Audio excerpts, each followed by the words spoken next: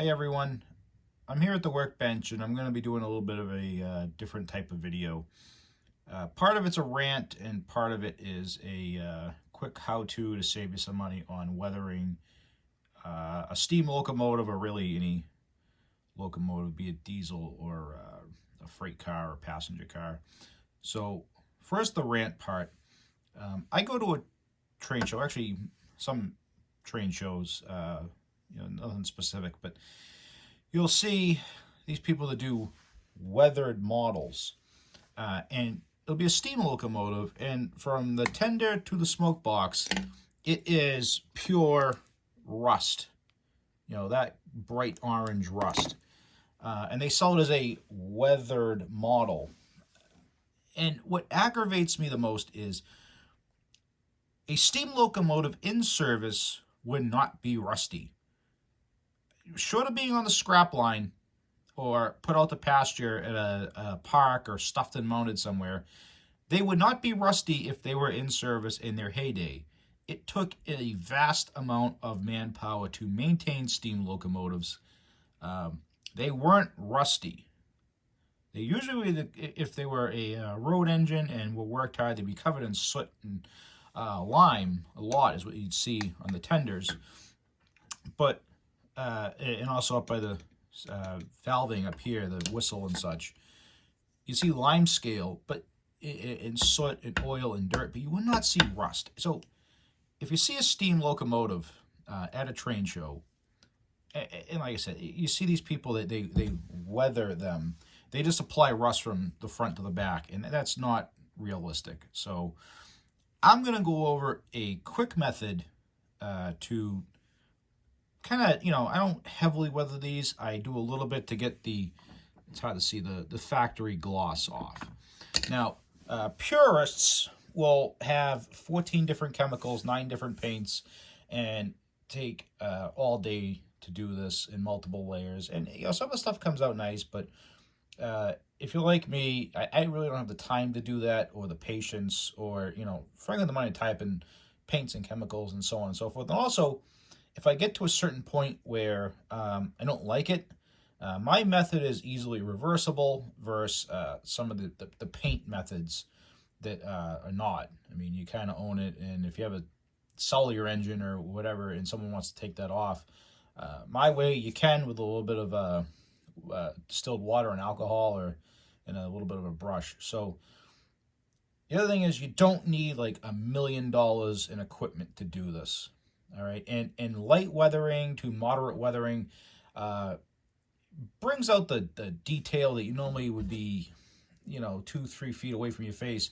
You really wouldn't see, like the rivet details and such on this tender. With the glossy surface, you really don't notice it that much. Same thing with the boiler. I mean, this is a Bachmann model, so it's not super detailed, but there's some little details molded into the shell here. So what I'm going to use is just simple chalk. These chalks, I got these in like a set at either AC Moore or Michael's, or wherever your local craft stores, Hobby Lobby, etc. They're for like pastel paintings, and they come in different ranges. Being that I weather things that are in service, again, not rusted, but in service, you have your soot, your grime, and your lime. There's, the 3 colors. And I bought these chalks like 15 years ago, and they last forever. It'll be the one set of chalks you ever need, and they come in a big package. So the way I do it, again, not maybe the way Model Railroader magazine says to do it, or some other purist, is, let's say I take a look at the engine, and using reference material. Now this is kind of how I see on the camera, Boston and Maine trackside with Arthur Mitchell, and I take a look at locomotives that were in service, and what do you see in the pictures? You see gray. A lot of these locomotives were gray. Adjust the camera here. You see some lime scale on the tender. You see gray. No rust, maybe on the coupler, but gray, gray, gray, gray. All right.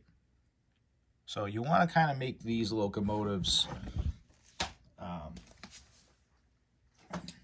what they look like in service. And if you can find a color photo of the prototype, even better. But I generally take a happy average of color.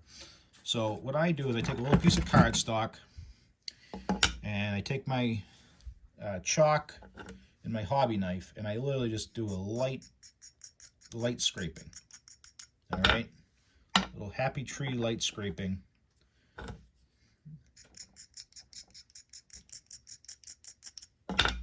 right, and the stuff washes off pretty easy. It is not permanent. All right, so I have my Bob Ross palette of 3 colors there. And what I want to do is I take this brush, and this brush is very soft. It's a very, almost like a makeup brush. And if you actually steal your wife's makeup brush, you'd be fine too. It's not big. It's not expensive.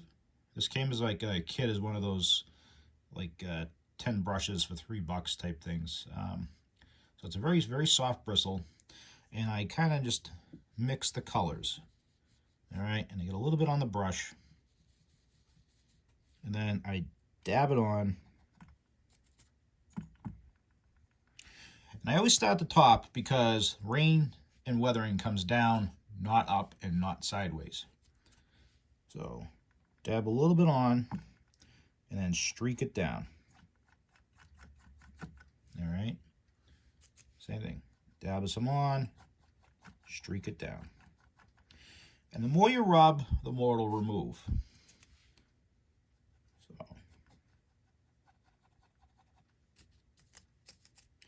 And also, because the model is black, don't be afraid to put some black in there. That dull coating will get rid of the factory gloss and bring out some of the highlights in the rivet detail on your engine.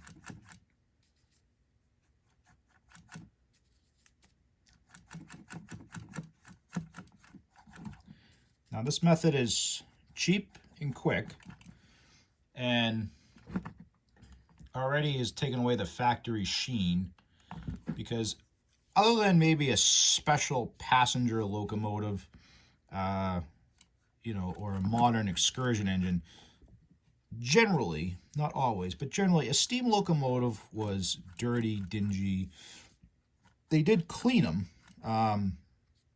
They'd use steam and kerosene to clean locomotives, but you know, you're out more than an hour in a steam engine, you got dirt building up. So again, strokes come down, not up, and not sideways. All right. One thing you don't want to see is a swoosh of weathering, like this way. That really isn't authentic. And you know, the other thing too is some people say, well, this won't. If you touch it, it'll come off. Yes and no. If you keep touching your models, eventually your weathering will come off. So one, stop touching your trains, and you know, I guess if you're at a club where it's not your layout, it is what it is. You got to take them on off. But this is so simple to do and so quick and cheap that it's not hard to do touch-ups. So again, take some and weather down. All right, and there's a little bit more white. Now, the other reason I don't go super heavy on black is because I want a contrast. The black with the white powder will give me gray, which is most of what these engines looked like. All right, so again, weather down. All right, it's kind of hard to see. I have kind of crappy lighting here, but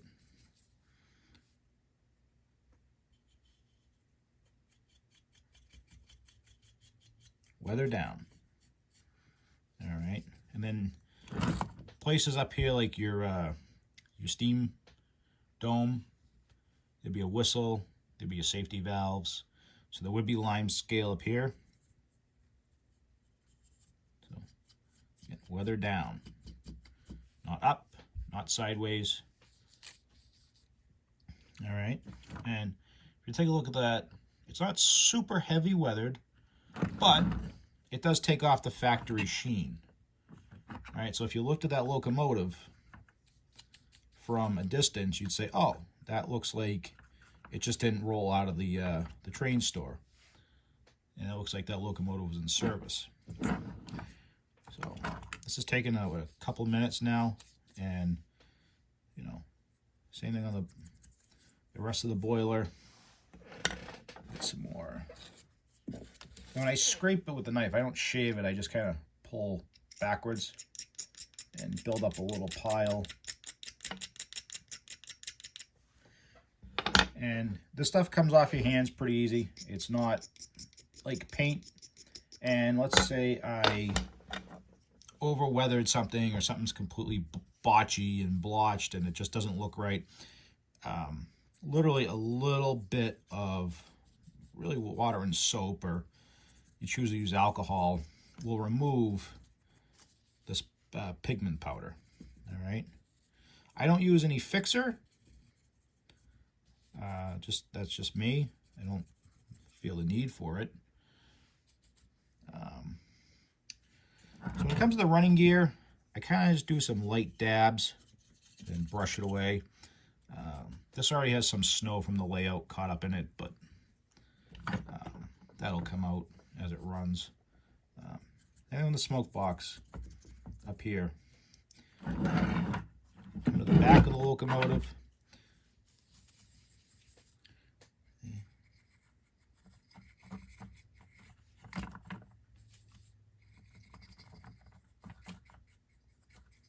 Again, we're not making this a gray engine. We're making this locomotive look like it worked in its life.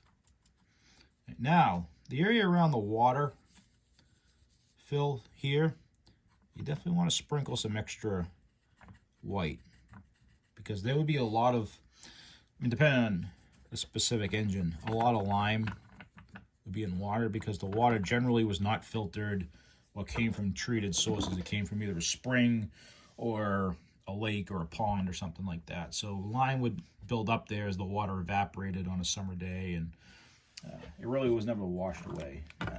You don't want to keep touching your engine. You want to just quick grab and then come around and weather down. It's a little hard to do on camera because I'm trying to work around the little desktop tripod here, so bear with me.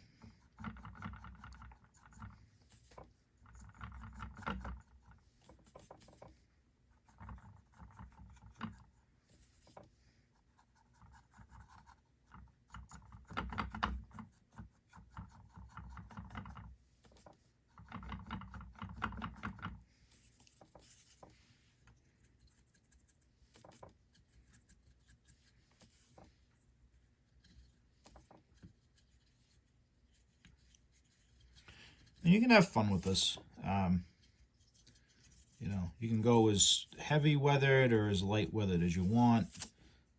I tend to find a happy balance,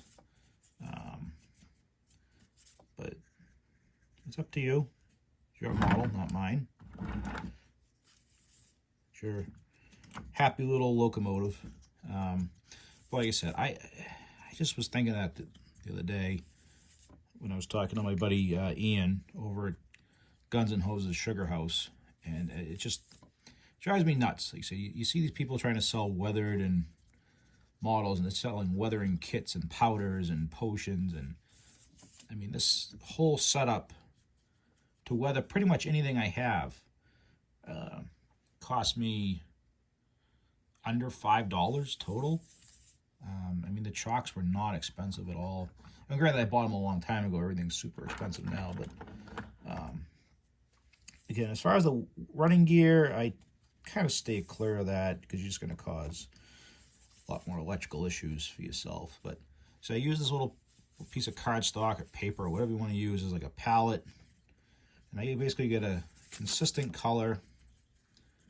And as long as you don't keep handling your model, you know, on and off, on and off, on and off, it stays on your layout. You know, it'll stay like that for probably forever. So just to show you, it's not super weathered, but takes off that factory sheen. And if you want to keep going, you could. If you don't and you're satisfied with that, keep it as is. Anyway, guys, thanks for watching this video and putting up with my what grinds my gears rant. And if you found any of this tip useful or helpful, definitely let me know in the comment section, and I appreciate you viewing. Thanks, and have a good day.